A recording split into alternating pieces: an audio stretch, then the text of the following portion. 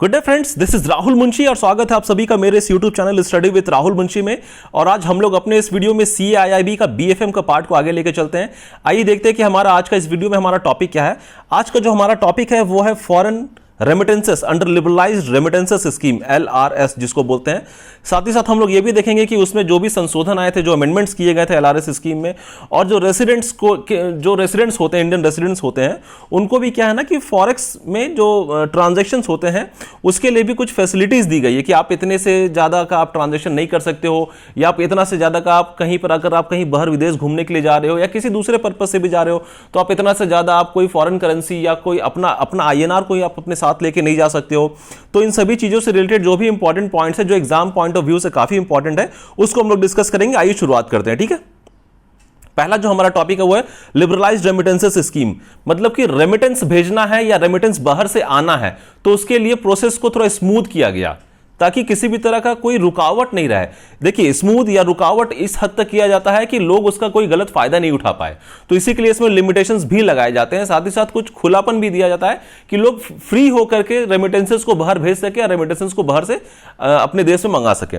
तो इसमें सबसे पहला पॉइंट क्या है, रेसिडेंट्स कैन गिफ्ट। जो इंडियन रेसिडेंट्स होते हैं वो अगर अपने किसी NRI फ्रेंड को या रिलेटिव को कुछ गिफ्ट देना चाहते हैं जो शेयर्स और डिवेंचर्स के फॉर्म में होते हैं, वो अप टू 50,000 USD तक वो दे सकते हैं, गिफ्ट के तौर पे वो उनको दे सकते हैं। लेकिन हाँ, वो भी क्या है कि उस पर कुछ कंडीशंस लगाए जाते हैं, और ये जो $50,000 का लिमिट है वो उस फाइनेंशियल ईयर के लिए आता है, ठीक है। उस एक फाइनेंशियल ईयर में $50,000 तक का अगर कोई शेयर्स या डिवेंचर्स जो गिफ्ट के फॉर्म में कोई रेसिडेंट इंडियंस अपने NRI भाई बंधु या फ्रेंड या कोई भी है उनको देना चाहते हैं वो दे सकते हैं।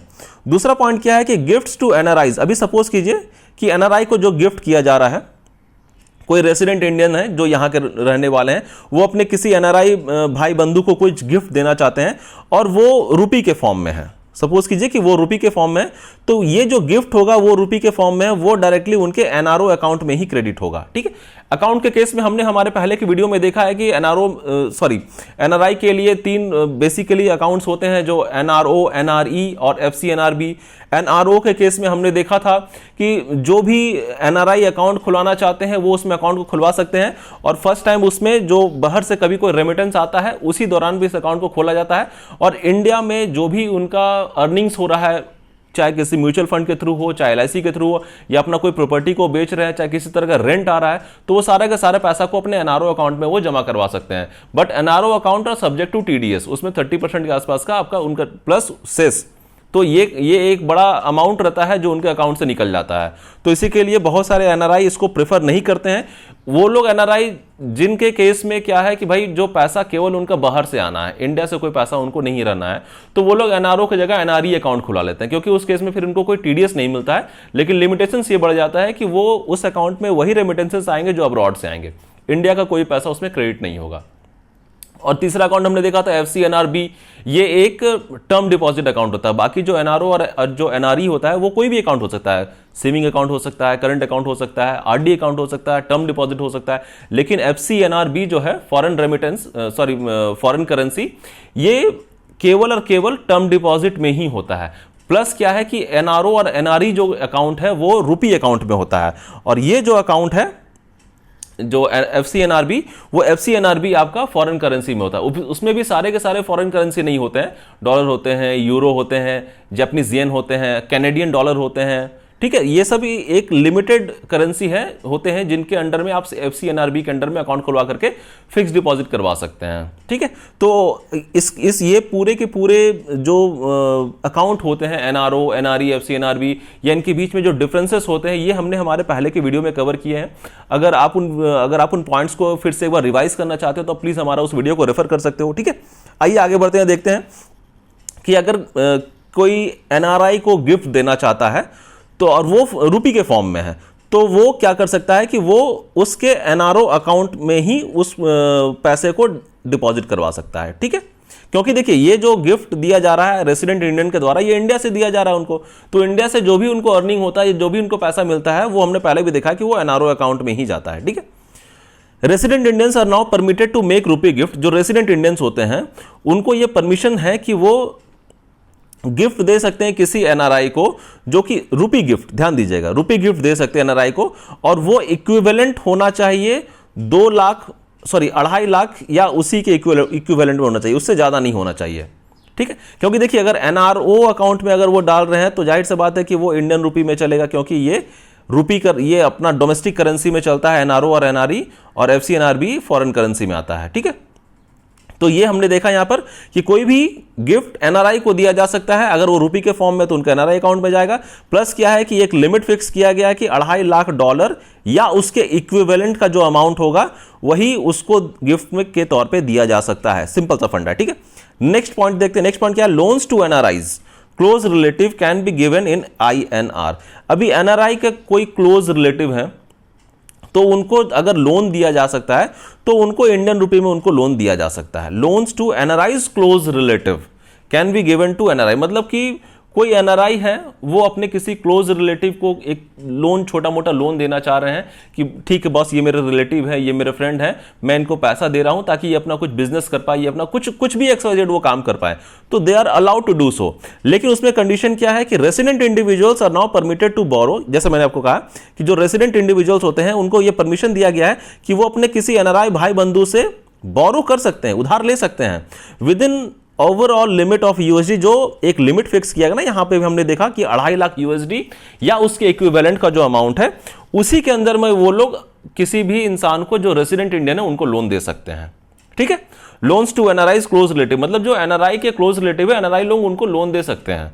तो जो रेसिडेंट इंडियंस है वो अपने एनआरआई भाई बंधु से लोन ले सकते हैं, लेकिन ये ध्यान देना है कि जो टोटल लिमिट लगाया गया है एक फाइनेंशियल ईयर का $2.5 लाख USD, $2.5 लाख या उसके इक्विवेलेंट का, उसी के अमाउंट के अंदर में वो लोग लोन दे सकते हैं। ठीक है, अब हम लोग आगे देखते हैं।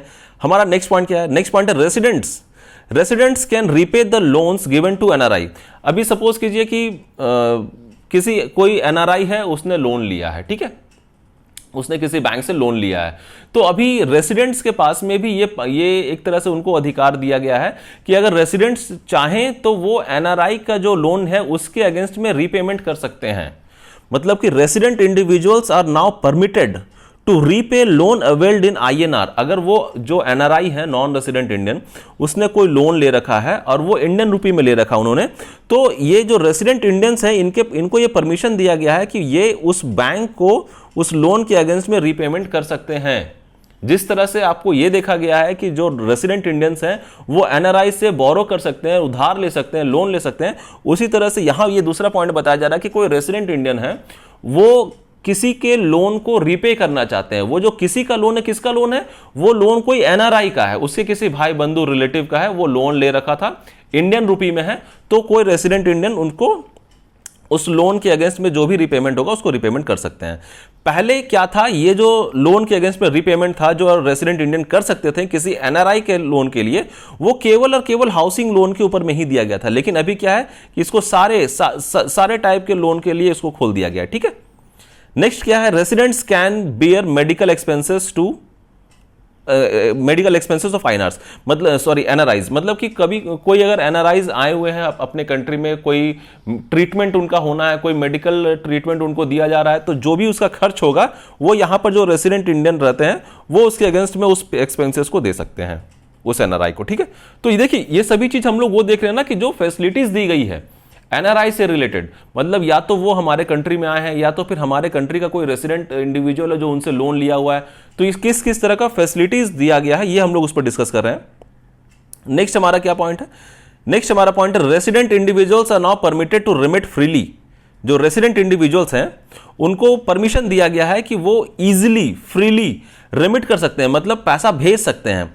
$2.5 लाख USD या उसके इक्विवेलेंट का जो बराबर का अमाउंट रहेगा उसको वो बाहर भेज सकते हैं, कोई भी रेसिडेंट इंडिविजुअल। लेकिन वो क्या है कि वो किसी कैपिटल अकाउंट या करंट अकाउंट ट्रांजैक्शन के तहत वो भेज रहे हैं, वो ट्रांजैक्शन को कर रहे हैं, तो उस केस में क्या है कि उनको RBI से अप्रूवल लेने का जरूरत नहीं है। पहले क्या था कि पहले आप कोई भी ट्रांजैक्शन करेंगे आपको RBI का अप्रूवल लेना पड़ता, अगर करंट अकाउंट या कैपिटल अकाउंट में आपको ट्रांजैक्शन करने के लिए आप पैसा बाहर भेज रहे हो, कोई भी रेसिडेंट इंडियन पैसा बाहर भेज रहा है। लेकिन अभी अगर ये आप इसी स्लैब में रखते हैं जो ये स्लैब दिया हुआ $2.5 लाख या उसकी इक्विवेलेंट का, तो उस स्लैब के अंदर में किसी भी कैपिटल अकाउंट या करंट अकाउंट ट्रांजेक्शन को आप कर रहे हैं तो आपको आरबीआई से प्रायर अप्रूवल लेने का जरूरत नहीं है। सिंपल सा फंडा, ठीक है। This is in addition to gift donation under LRS. अभी हम लोगों ने पहले भी देखा है कि जो गिफ्ट या डोनेशन कोई देता है, कोई रेसिडेंट इंडियन अपने एनआरआई भाई बंधु को कोई कुछ गिफ्ट करता है तो उसके लिए भी एक लिमिट बांधा गया है, जो भी हम लोग अभी जस्ट हमने देखा उसको। तो ये जो $2.5 लाख है ये उसके अलग से है, मतलब कि ये प्लस ये हो जाएगा। तो इसका मतलब कि ये $2.5 लाख तो इसके लिए है, प्लस ये जो गिफ्ट और डोनेशन के लिए जो लिमिट डाला गया वो उसके एक्सक्लूड करके इसको दिया जा रहा है, मतलब टोटल में आपका पैसा बढ़ जाएगा, ठीक है। नेक्स्ट हमारा पॉइंट क्या है? नेक्स्ट हमारा पॉइंट है remittances can be consolidated in respect of family members. अभी क्या है कि कोई इंसान क्या है कि वो इकट्ठा होकर के किसी बंदे को जो एनआरआई है उसको ज्यादा पैसे की जरूरत है, तो ये इसके लिए भी एक क्या प्रावधान बनाया गया है कि पूरे फैमिली मेंबर्स का पैसा मिला करके जो कि उनके टर्म्स एंड कंडीशंस के अंदर में जो दिया गया है वो आ रहा है, और इकट्ठा करके कंसोलिडेट करके उनको इकट्ठा उस पैसे को भेज दिया गया बाहर। ये भी प्रावधान है कि भाई एक आदमी के लिए एक फाइनेंशियल ईयर में अगर इतना से ये लिमिट डाला गया, $2.5 लाख का डाला गया है, तो हम इकट्ठा करके जो family members, total family members है, उनके लिए इकट्ठा करके उसको कंसोलिडेट करके भी इसको भेजा जा सकता है, ठीक है। नेक्स्ट पॉइंट क्या है हमारा? नेक्स्ट पॉइंट है हमारा amendments forex facilities for residents. अभी देखिए जो रेसिडेंट्स है ना उनके लिए कुछ संशोधन किए गए थे कि देखिए अभी बहुत सारा जगह में ऐसा होता है कि भाई अपने को फॉरेक्स का जरूरत है, जो फॉरेन करेंसी है उसको अपना को जरूरत पड़ता है। क्यों जरूरत पड़ता है? कि भाई कोई इंसान कहीं बाहर जा रहा है, घूमने के पर्पज से जा रहा है, पढ़ने के पर्पज से जा रहा है, या इसी तरह कुछ बिजनेस के पर्पज से जा रहा है, तो ये सभी के लिए भी एक लिमिटेशंस दी गई हैं कि आप इतने से ज्यादा डॉलर या इतने से ज्यादा कोई करेंसी अपने साथ में नहीं ले जा सकते हैं।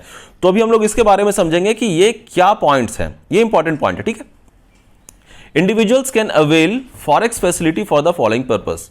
अभी कोई भी इंडिविजुअल है, जो आप मान के चलिए कि कोई रेसिडेंट इंडिविजुअल है, रेसिडेंट इंडियन है, उसको बाहर विदेश जाना है, अब्रॉड जाना है, ठीक है, किसी भी कंट्री में उसको जाना है, तो उसके लिए भी क्या है कि ये एक लिमिट जो हमने देखा ना $2.5 लाख या उसकी इक्विवेलेंट एक फाइनेंशियल ईयर में, ये उनके लिए भी एप्लीकेबल होता है कि वो $2.5 लाख या उसकी इक्विवेलेंट का जो अमाउंट होता है वो एक बार में वो जब जाते हैं तो उसको खर्च कर सकते हैं, अगर कहीं वो अब्रॉड जा रहे हैं तो। लेकिन जो खर्च कर सकते हैं वो किस किस पर्पस से वो जा सकते हैं? अभी अगर वो किसी private visit to any country, मतलब कि अपना किसी प्राइवेट काम से वो किसी कंट्री में विजिट कर रहे हैं, तो वहां पर अब वो अपना ये जो उनका लिमिट है $2.5 लाख इसको खर्च कर सकते हैं, एक्सेप्ट नेपाल एंड भूटान। ध्यान दीजिएगा, नेपाल और भूटान में अगर वो इंसान जा रहा है किसी भी काम से, तो ये जो लिमिट है ये वहां पर एप्लीकेबल नहीं होता है, ठीक है। नेक्स्ट पॉइंट है हमारा एम्प्लॉयमेंट इमिग्रेशन अब्रॉड। अगर वो किसी काम करने से या किसी दूसरे इमिग्रेशन पर्पज से वो बाहर जा रहे हैं तो वो इस पैसे को वहां पर यूटिलाइज कर सकते हैं। $2.5 लाख जो एक फाइनेंशियल ईयर के लिए एक लिमिटेशन लगाया गया है। उसके बाद क्या, maintenance of close relatives abroad. किसी का कोई क्लोज रिलेटिव है, कोई भाई बंधु है, कोई दोस्त यार है, कहीं पे बाहर में रह रहे हैं, उनको पैसा का सख्त जरूरत पड़ गया है, तो उनका मेंटेनेंस के लिए पैसा भेजा जा सकता है हमारे रेसिडेंट इंडियंस के द्वारा। वो $2.5 लाख से ज्यादा नहीं होना चाहिए एक फाइनेंशियल ईयर में, ये भी पॉसिबल है।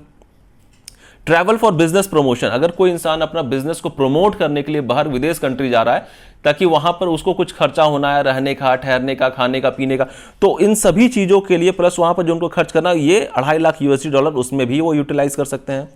उसके बाद क्या, expenses for medical treatment abroad. अगर कोई मेडिकल ट्रीटमेंट कराने के लिए बाहर जा रहा है तो वहां पर भी इस $2.5 लाख को यूटिलाइज किया जा सकता है।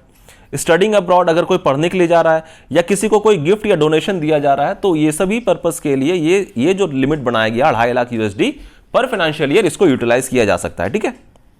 इसके अलावा कोई दूसरा करंट अकाउंट ट्रांजैक्शन भी इसमें शामिल होता है। प्लस एक क्या है कि अगर कोई छोटा छोटा ट्रांजैक्शन करता है ना, जैसे कि अभी कभी अगर आप जब फॉरेन ट्रांजैक्शन करते हैं ना, तो आपको सबमिट करना पड़ता है फॉर्म A2। लेकिन अगर आप उसी ट्रांजैक्शन को मल्टीपल ट्रांजैक्शन में कन्वर्ट कर देते हो और छोटा छोटा 25,000 के आसपास या उसके कम का कोई ट्रांजैक्शन जब आप एग्जीक्यूट करते हो, तो इस टाइम पे आपको ये फॉर्म A2 सबमिट करना नहीं पड़ेगा, ये आपके लिए वेव कर दिया गया है। तो ये सभी चीजें ऐसी की गई हैं ताकि लोगों को ज्यादा परेशानी नहीं हो और लोग इजिली फॉरेक्स के थ्रू अपना ट्रांजैक्शंस को एग्जीक्यूट कर सके, ठीक है। अब यहां पे ध्यान देने की बात क्या है, above facilities are not available for Nepal and Bhutan. Nepal और भूटान के लिए ये अबव फैसिलिटीज अवेलेबल नहीं है, ध्यान दीजिएगा, नेपाल और भूटान के लिए सभी अवेलेबल फैसिलिटीज अवेलेबल नहीं है। नेक्स्ट हमारा पॉइंट क्या है, हमारा नेक्स्ट पॉइंट है अदर फैसिलिटीज। अभी इसके अलावा और क्या क्या ऐसा फैसिलिटीज दिया गया है, ठीक है। तो अभी forex purchased by an individual should be utilised. अभी देखिए, अभी क्या है कि कोई इंसान सपोज कीजिए कि बाहर गया है, उसको किसी भी XYZ पर्पस के लिए कहीं उसको बाहर जाना पड़ा था। वो बाहर जाने के दौरान में क्या किया कि वो 1 लाख USD अपने साथ में ले लिए, ठीक है। अभी क्या हुआ, जब वो वापस आ रहे हैं तो उनके पास में करीब कुछ 10,000 USD उनके पास में बच गया है।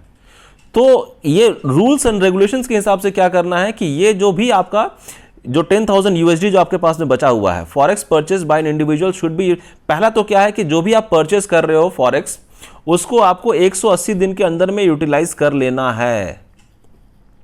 साथ ही साथ क्या है कि जो आपका पैसा बच जा रहा है, जिसको आप लेकर के वापस आना आपको पड़ रहा है, क्योंकि आप जैसे तो खर्च करोगे नहीं, तो ये $10,000 है, इसको आपको किसी AP के पास में सरेंडर कर देना 180 दिन बीतने, मतलब 180 दिन बीतने से पहले।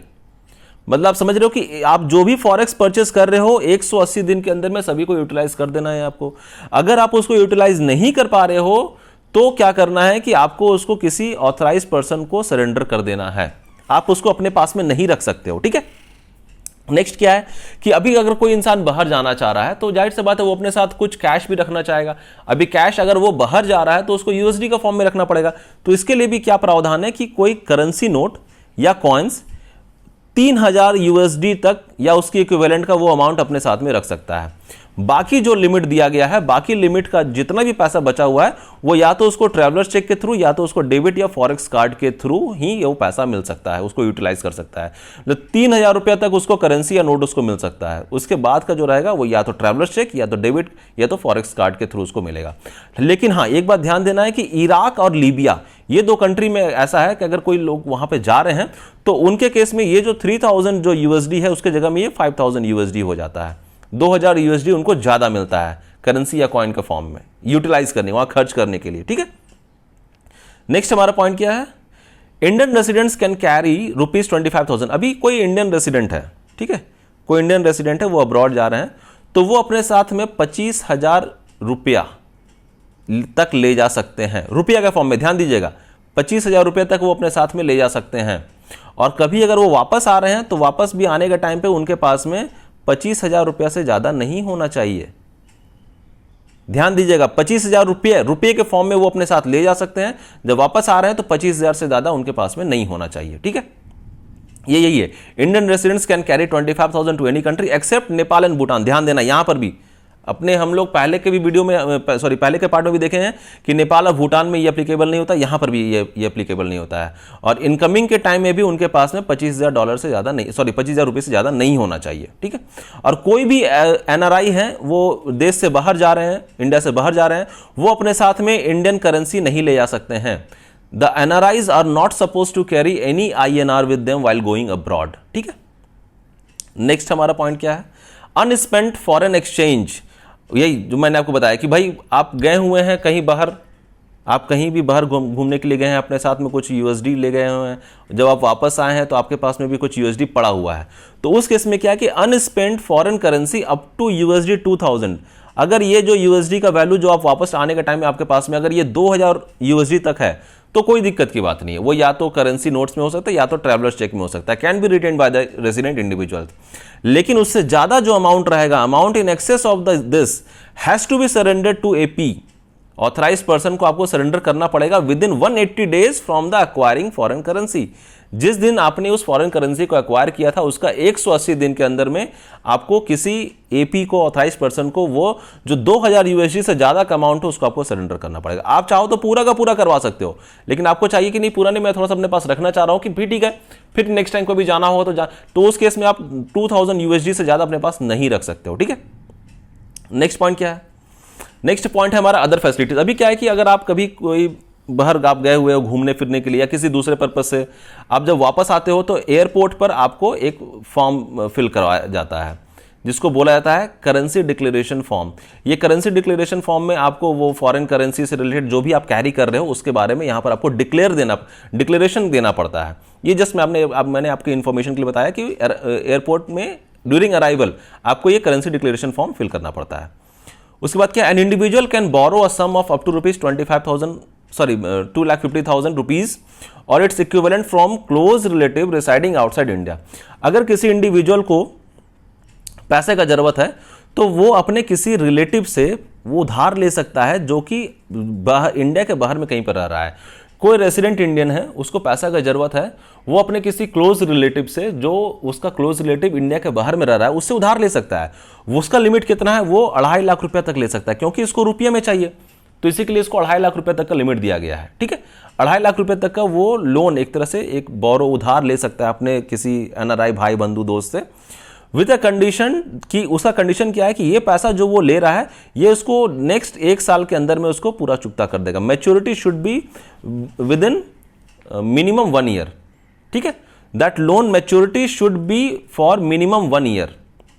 वो 1 साल कम से कम उनको समय मिलेगा इस अमाउंट को वापस करने के लिए। अभी 1 साल से पहले दे दिया तो वो नहीं चलेगा। ठीक है, यहां ध्यान देना है कि अगर कोई इंसान जिसको पैसे का जरूरत पड़ गया, वो अपने किसी दोस्त भाई बंधु से पैसा उधार लेता है, वो उसका दोस्त भाई बंधु इंडिया का कहीं बाहर में रहता है, तो वो उधार ले सकता है 2.5 लाख रुपए के आसपास इक्विवेलेंट में वो उधार ले सकता है। लेकिन ये देखना है कि उसका जो मैच्योरिटी होगा, वो लोन जो आप एक तरह से उसको लोन ही मान के चलो, वो उसका जो मैच्योरिटी होगा should be for minimum 1 year. Minimum 1 साल के लिए उसका मैच्योरिटी होना चाहिए। ऐसा नहीं कि भाई आप उसको दिए हो और अगले महीने ही आप उसको वापस करो, मैच्योरिटी खत्म हो गया, नहीं, वो मिनिमम 1 ईयर के लिए आपको उसको देना पड़ेगा और फ्री ऑफ इंटरेस्ट, या तो फिर वो आप उसको इंटरेस्ट फ्री आप उसको लोन दोगे, आप उसके एवज में उससे कोई इंटरेस्ट नहीं चार्ज करोगे। ठीक है, and it must be receive. Plus क्या है कि देखिए अभी ये एक तरह से ये पैसा इंडिया में आ रहा है ना, तो ये इनवर्ड रेमिटेंस के फॉर्म में आएगा आपके पास में, and it must be received by resident Indians by way of inward remittance. ठीक है, नेक्स्ट पॉइंट हमारा क्या है, the limit for export of goods by way of gifts. अभी सपोज कीजिए कि किसी इंसान को, कोई रेसिडेंट इंडियन है, इंडिया में रह रहा है, उसको अपने किसी दोस्त भाई बंधु को कुछ गिफ्ट करना है। वो गिफ्ट क्या है, कोई सामान है, कुछ गुड्स के फॉर्म में है, और वो उसको जाहिर सी बात है जब उसको भेजना चाहेगा, मान लीजिए कोई यूएसए में रहता है, यहाँ से कोई इंसान है, वो उसका भाई है, वो उसको एक घड़ी गिफ्ट करना चाहता है, एक वॉच गिफ्ट करना चाहता है, तो वो वॉच अभी जाहिर सी बात उसको भेजेगा तो उसको एक्सपोर्ट ही करना पड़ेगा, उसको एक्सपोर्ट करके उस गुड्स को उनके पास भेजना पड़ेगा। तो इसी चीज के लिए बताया गया कि आप उसको 1 साल के अंदर 5 लाख रुपए से ज्यादा का आप उसको गिफ्ट नहीं दे सकते हो। ये 5 लाख रुपए का लिमिट फिक्स किया गया है। ठीक है, कोई गिफ्ट के पर्पज से अगर कोई किसी को गिफ्ट करना चाह रहा है तो ये 5 लाख रुपए से ज्यादा वो उसको नहीं कर सकता है। ठीक है, हमारा नेक्स्ट पॉइंट क्या है, हमारा नेक्स्ट पॉइंट है क्विक रिवीजन। अब एक बार फटाफट हम लोग इन सभी सारे पॉइंट्स को रिवाइज कर लेते हैं। लिबरलाइज्ड रेमिटेंसेस स्कीम को हमने देखा कि अगर कोई रेसिडेंट किसी एनआरआई को अगर गिफ्ट करना चाहता है शेयर्स या डिबेंचर्स के फॉर्म में, तो उस केस में उसको 50,000 यूएसडी या उसके इक्विवेलेंट तक का परमिशन दिया जाता है, जो कि किसी एक फाइनेंशियल ईयर में होता है विद सर्टेन कंडीशंस। दूसरा पॉइंट हमने देखा कि गिफ्ट्स टू एनआरआईज, अगर कोई रेसिडेंट इंडियन है जो किसी एनआरआई को गिफ्ट करना चाहता है और वो रुपी के फॉर्म में है, तो वो रुपया उसके एनआरओ अकाउंट में ही क्रेडिट हो सकता है। साथ ही साथ क्या है कि resident Indians are now permitted to make rupee gift. जो रेसिडेंट इंडियंस है उसको ये परमिशन दिया गया है कि वो रुपी गिफ्ट दे सकते हैं अपने किसी एनआरआई भाई बंधु दोस्त यार को। वो जो टोटल अमाउंट होगा वो $2.5 लाख या उसके इक्विवेलेंट से ज्यादा नहीं होना चाहिए। ये एक फाइनेंशियल ईयर का ही बात किया जा रहा है। ठीक है, नेक्स्ट हमने क्या देखा कि किसी loans to NRIs close relative can be given in INR. अभी कोई एनआरआई है, उसका कोई क्लोज रिलेटिव इंडिया में रहता है, तो उसको पैसे का जरूरत है, तो वो जो एनआरआई है वो उसको लोन दे सकता है, आईएनआर के फॉर्म में होगा, इंडियन रुपी के फॉर्म में होगा। वो प्रावधान है, वो ये पॉसिबिलिटी है, उसको किया जा सकता है। अभी resident individuals are now permitted, क्योंकि रेसिडेंट इंडिविजुअल्स को ये परमिट दिया गया है कि वो अपने किसी एनआरआई भाई बंधु दोस्त यार से बोरो कर सकते हैं पैसा को, लेकिन वो क्या है कि वो 2.5 लाख जो यूएसडी डॉलर या उसके इक्विवेलेंट है उसको क्रॉस नहीं करना चाहिए वो अमाउंट। ठीक है, उसके बाद हमने देखा कि रेसिडेंट्स कैन रीपे। जो रेसिडेंट्स होते हैं, मान लीजिए कि आपका कोई दोस्त है या आपका कोई भाई है, वो यूएस में रहता है, ठीक है, आप यहाँ पर इंडिया में रहते हो, तो ये आपका जो भाई है उसने, आप इंडिया जब वो आया था तो इंडिया आने के बाद में उसने एक लोन लिया था अपने एनआरओ अकाउंट में, या फिर एनआरओ से या फिर एनआरई से वो लोन लिया था। अभी क्या है कि आप इंडिया में रहते हो, आप चाहते हो कि ये जो लोन इसने लिया था इसका रीपेमेंट आप इस बैंक को कर दिया करो, तो ये पॉसिबिलिटी है, आप कर सकते हो। ठीक है, resident individuals are now permitted to repay loan availed in INR from bank in India by their NRI close relative. ठीक है, पहले क्या था, पहले ये जो लोन लिया था ये बाहर वाला बंदा, ये केवल हाउसिंग लोन के लिए परमिशन दिया गया था कि जो रेसिडेंट इंडियन है इस लोन को रिपे कर सकते हैं। लेकिन उसके बाद इसको हटा दिया गया, किसी भी टाइप का लोन रहेगा उसको रिपे कर सकता है, या किसी भी टाइप का कोई मेडिकल एक्सपेंसेस अगर होता है तो ये रेसिडेंट इंडियन जो है ये इसको पेमेंट कर सकता है एनआरआई को, ठीक है। उसके बाद हमने देखा कुछ और फर्दर अमेंडमेंट्स इसमें हुए थे। वो फर्दर अमेंडमेंट्स करने के बाद में क्या था कि जो रेसिडेंट इंडिविजुअल्स थे उनको ये परमिशन दिया गया कि 2.5 लाख या उसके इक्विवेलेंट का जो अमाउंट है वो फ्रीली रेमिट कर सकते हैं, वो फ्रीली रेमिट कर सकते हैं किसी भी कैपिटल या करंट अकाउंट में। उसके लिए उनको आरबीआई का अप्रूवल लेने का जरूरत नहीं है, ठीक है। ये जो 2.5 लाख रुपए का जो 2.5 लाख डॉलर का जो एक लिमिट दिया गया है फ्रीली रेमिट करने का, ये इन एडिशन टू गिफ्ट और डोनेशन है जो कि रेसिडेंट इंडियन को दिया गया है, ठीक, उसके अलावा है ये। अब उसके बाद हमने देखा कि रेमिटेंसेस कैन बी कंसोलिडेटेड। अगर कोई फैमिली मेंबर है वहां पर पैसे का ज़्यादा जरूरत है तो सारे के सारे फैमिली मेंबर इकट्ठा करके कंसोलिडेट करके उस पैसे को वहां भिजवा सकते हैं। और लेकिन बस यही है कि जो टर्म्स एंड कंडीशंस रखा गया है उसको फुलफिल करना होगा, ठीक है। उसके बाद हमने देखा कि जो अमेंडमेंट, ये जो इंडिविजुअल बाहर जाते हैं, जो रेसिडेंट इंडियंस है वो कहीं किसी पर्पस से बाहर जा रहे हैं तो जाहिर सी बात है उनको पैसे की जरूरत पड़ेगा, तो वहां पर तो रुपया चलेगा नहीं, वहां पर उनको यूएसडी चाहिए होगा। तो किस किस पर्पस से वो बाहर जा करके इस यूएसडी को यूटिलाइज कर सकते हैं। तो अगर वो किसी प्राइवेट विजिट से जा रहे हैं एक्सेप्ट नेपाल एंड भूटान, ये सबसे पहले यहाँ ये जान लेना है कि 2.5 लाख यूएसडी या उसके इक्विवेलेंट का एक फाइनेंशियल ईयर में ये लिमिट दिया गया है। Employment and immigration abroad, maintenance of close relative के लिए दिया जा सकता है, ट्रैवल की अगर वो कर रहे हैं अपने बिजनेस पर्पज से, expenses for medical treatment, studying abroad, gift donation, ये सभी चीज़ों के लिए इस अमाउंट को यूटिलाइज किया जा सकता है। उसके बाद नेक्स्ट हमने क्या देखा, नेक्स्ट हमने अदर फैसिलिटीज़ देखा कि भाई कोई अगर आप ही सपोज करो आप कहीं बाहर गए हो, आप कुछ डॉलर लेके गए हो, जब वापस आए उसमें से कुछ डॉलर आपका बचा रह गया है, तो सबसे पहला तो ये है कि जिस डेट को आपने ये जो फॉरेक्स परचेज किया है उस डेट से लेकर के अगला 180 दिन के अंदर में आपको इस डॉलर को कंज्यूम कर जाना है, खत्म कर देना है। अगर कुछ बचा हुआ आपके पास में आप वापस आए उसको लेकर के आए तो कायदे से इस डेट से 180 दिन बीतने के बाद, उससे पहले ही if not utilised has to be surrender to AP, जो ऑथराइज्ड पर्सन्स होते हैं उनको आपको सरेंडर कर देना ये डॉलर जो आप अपने साथ में लेकर के आए हो।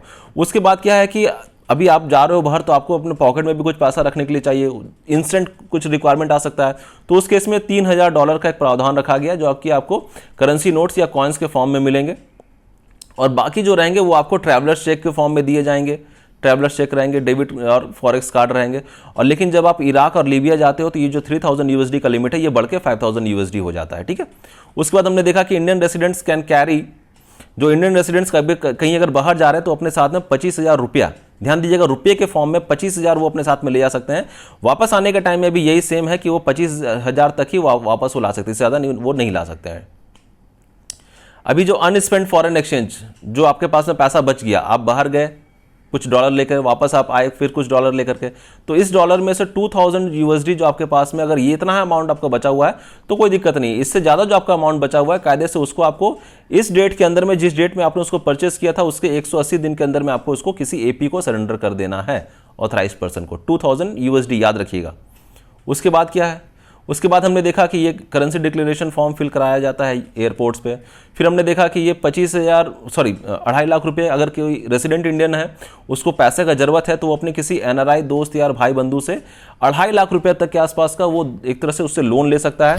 ये ध्यान देना है कि उस लोन का जो मिनिमम मैच्योरिटी पीरियड रहेगा वो मिनिमम 1 ईयर का रहेगा, या तो फिर वो लोन फ्री ऑफ कॉस्ट मतलब फ्री ऑफ इंटरेस्ट रहेगा, ठीक है। ये हमने देखा। प्लस हमने क्या देखा, the limit for export goods, अगर कोई रेसिडेंट इंडियन है उसको किसी अपने दोस्त यार भाई बंधु जो उसका एनआरआई है उसको अगर कोई किसी तरह से गिफ्ट भेजना है, वो गिफ्ट किसी गुड्स के फॉर्म में, कोई घड़ी है, कोई जूता है या कोई कुछ भी है, तो उसको एक्सपोर्ट ही यहाँ से करवाना पड़ेगा। तो उस गिफ्ट के लिए ये 5 लाख रुपये का प्रावधान रखा गया है, ठीक है। तो ये सभी बहुत इंपॉर्टेंट पॉइंट्स जो हमने लिबरलाइज्ड रेमिटेंसेस स्कीम के अंडर में देखा। अभी हमारे आने वाले वीडियो में अब हम लोग शुरुआत करेंगे letter of credit. Letter of credit में बहुत कुछ है जानने को। अगर आपको मेरा ये वीडियो अच्छा लगा हो तो प्लीज़ मेरे वीडियो को लाइक कीजिए, मेरे channel study with Rahul Munshi को सब्सक्राइब कीजिए, ज़्यादा से ज़्यादा इस वीडियो को शेयर कीजिए ताकि मैक्सिमम कलीग्स और हमारे फ्रेंड को इस वीडियो का बेनिफिट मिल सके। और इस वीडियो का अगर आपको PDF चाहिए होगा तो PDF के लिए आप हमारे जो टेलीग्राम चैनल है JAIIB से CAIIB तक, उसको रेफर कर सकते हैं। वहां पर आपको इस वीडियो का पूरा PDF फॉर्म मिलेगा। अपने घर में रहें, स्वस्थ रहें। Thank you so much.